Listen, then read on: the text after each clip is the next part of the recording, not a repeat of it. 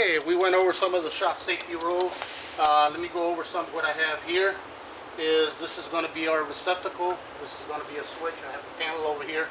As you can notice that there's some markings, and that mark goes to the top of the box. It says 15 inches. So I usually, by preference, is putting the receptacles about 15 inches off the ground. Code says you don't have to be less than 12 to the center. Okay, this is the symbol for a receptacle. Okay, over here, again, set to the top, it says 46 inches, that's why this is higher, and there's the S for switch.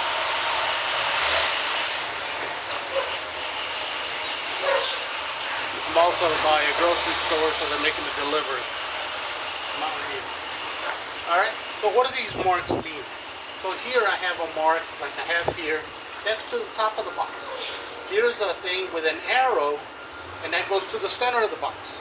And then here at the bottom it has it going down, so that would be the bottom of the box. So this is something I used when I was wiring houses many moons ago. Okay, so just from these are our standard boxes that we use for residential wiring. You'll find it in the house and apartments. All these boxes on the side, in order, when we're doing it, is we got to make sure we stick it out past the drywall. So when we go to nail it, part of your project is to nail these boxes on, but because we're not doing it, I took the liberty of doing it ahead of time. But if you notice here, it has these two little bumps. So when we get these bumps, we want to make sure we get it up against the stud. So most houses and apartments, the wall has a 1/2 inch drywall. So these bumps are already at a 1/2 inch.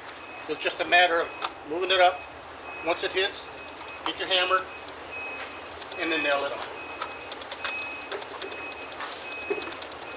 So it's just get it up, move it to the back, get your hammer, nail it on. That's it. Very simple. This has two nails on it. This is a single box. That's different than that one. It's just a little bit longer. So if I got more wires going into it, I need a bigger box. Again, this one also has those two little bumps, which is 1/2 inch. Okay, so it's got the two little bumps, it gives you 1/2 inch. Before we got started, I took the liberty of drilling the holes. So this is a drill that I use when I do jobs on the outside. This is the drill, and the drill bit I use, the auger bit that I use. I like using a 3/4 inch one. Other people might like using a 1 inch one. And then this is the drill. So I can make all these holes just like I make here. I have to run my wire through the studs.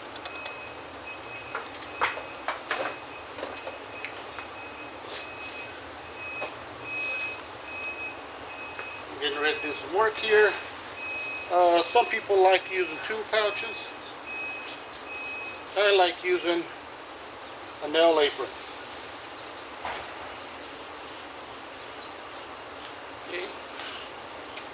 So I can carry my things I need,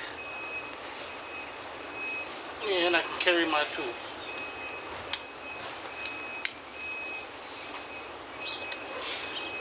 Other people like to use a tool pouch and carry all the tools in the tool pouch.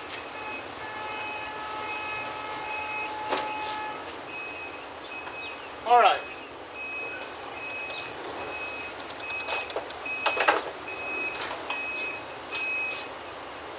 So, first step is I ran the wire, so I'm going from this box to this box, and I'm only going to do that part. I'm going to break the little tab in the back using my needle nose. Okay, stick the wire around. Code requires us to have 6 inches of insulation, 6 inches of wire in the box. So that's what I was doing in the steps for making the hook, and I was talking about the 6 inches. Okay. So I have to nail my boxes up. Step 1 was nail the boxes up, as I did here. I ran the cable, got it in, then staple our wire.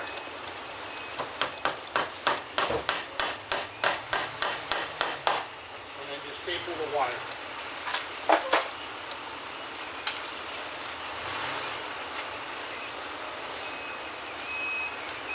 Okay, these are the staples I used to staple the wire. These are designed for the wire. They come in different types. So that one's for when you have one or two wires. If you have more wires, they have one that's longer and it has a little protective coating on it so the metal does not hurt the wire. These are two different sizes, and these are plastic. And then if you got a bigger wire, then they make one in bigger. So it's a variety. Again, I like using these.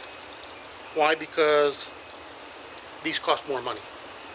These cost more money. These white ones, the plastic ones, cost more money than this. I can get more of these than I can of that for the amount of money. And then when I got bigger cables, I have these. Okay. Also check your jurisdiction, local jurisdiction, see what they say. For stripping the wire, there's people that like to use different things. In the Schoology, I put in a video on the little ripper. Okay, some people like to use a razor. Other people like to use a knife. When I was working, I used a hawkbill knife, just like this. Why? Because I can get the wire, and get this in here, pry up on top, bring it down, and then pull it down. Okay. Peel the wire off, insulation back, and then I take it all the way in. Okay? Or you can use a razor, either or. Whatever your preference is. They do make wires different.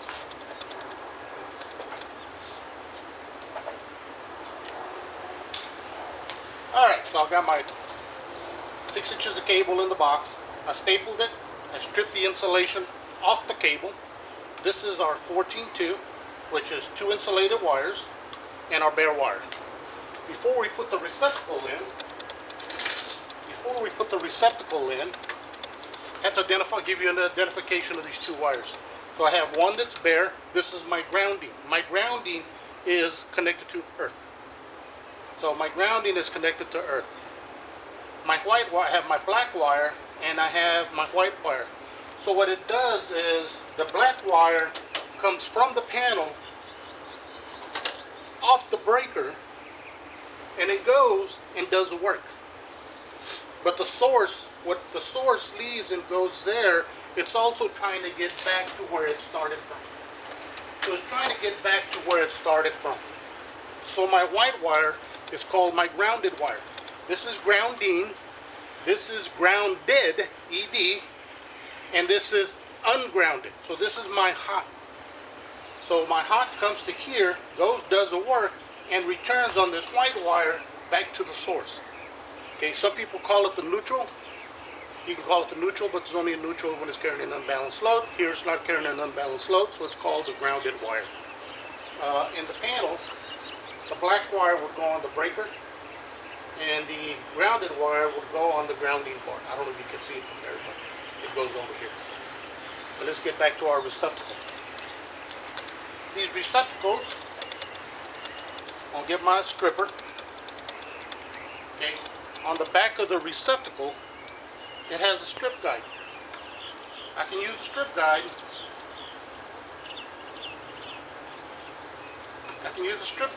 There's the strip guide. Got my mark.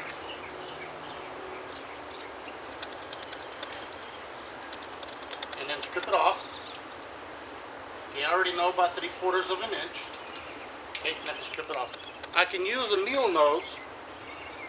I can use a tip and make a hook. Or like we did in the other video where I used the strippers right now. These are strippers, and I made the hook. Or I can use the needle nose to make the hook.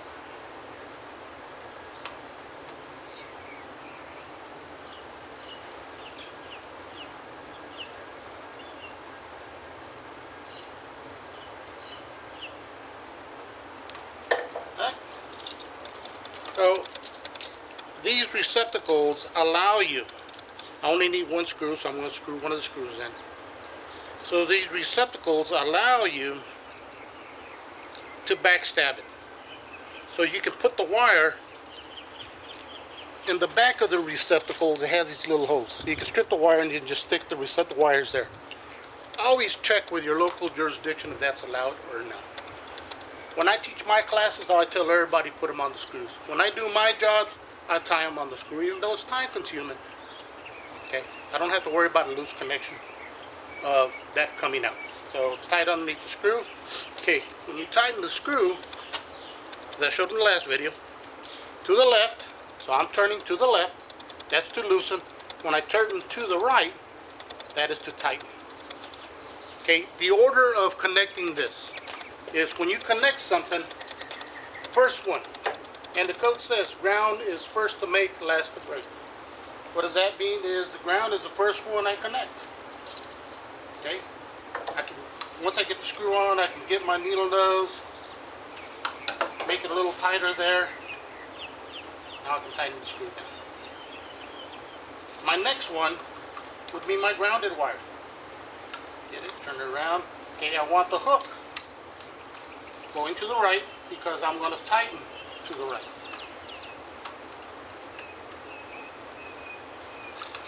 Turn it around. Okay, always check because you can tell that I just did the wiring, so there's no power available. Okay, but if you're changing a receptacle at home, you want to take the receptacle, you turn power off, you want to make sure power's off. You grab your tester, this is a non-contact tester or proximity tester, and you touch it. If it doesn't light up red, that means that the power is off. So always check for power before, when you're doing a replacement. I'm doing a new wiring installation, so I don't have to check.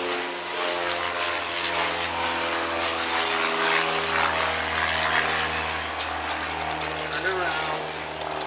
Remember, my hook is going to the right. Get it under there.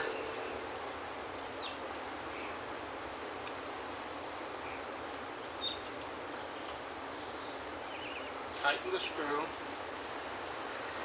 Okay. Now I have installed my receptacle on the wires. Next is I want to get my wires and fold them. Get them in the box. Make sure my ground wire, you see I'm sticking my finger in to make sure my bare wire is not touching any of the other wires.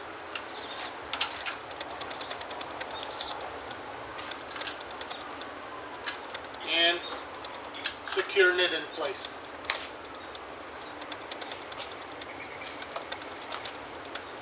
Right there.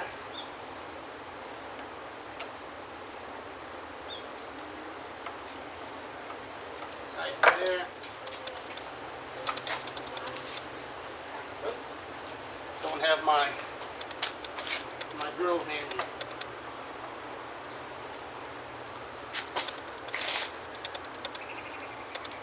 Tighten the screw down.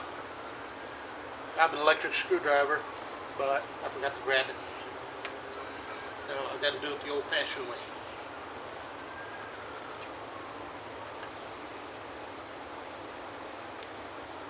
Alright, that's good enough there. So you notice that my ground's up. Somebody might say, oh, that's upside down. No, there's no correct way. You can either do it with the ground up or the ground down. The recommendation is always with the ground up, with this little circle here. What it does is, if you drop something, it's going to hit that ground side. Let's say a knife. Let me grab one. Oh, kids are playing, or you drop a utensil, or whatever it may be. Okay, and you drop it, and something's plugged in. Well, if the ground's on top, you drop a fork, a knife, a spoon, or whatever, and it hits, well, it's going to hit that ground. So there's not a chance of something arcing. So it hits that ground and it might bounce off and not make something. When you have it the other way around and it comes up, well, what's going to happen? It's going to hit that hot. It's going to hit that grounded and that ungrounded wire and create a spark, an arc, a fault, and probably turn power on. So that's why they recommend to put them upside down. Other people use tape and tape around the receptacle. That's a personal preference, and that's all up to the whoever you're working for. Do they want to pay for tape to go around the receptacles? Why? Because tape costs money. It's not free. Okay. So again, this is installing a receptacle. In the next video, I'll show on installing a switch.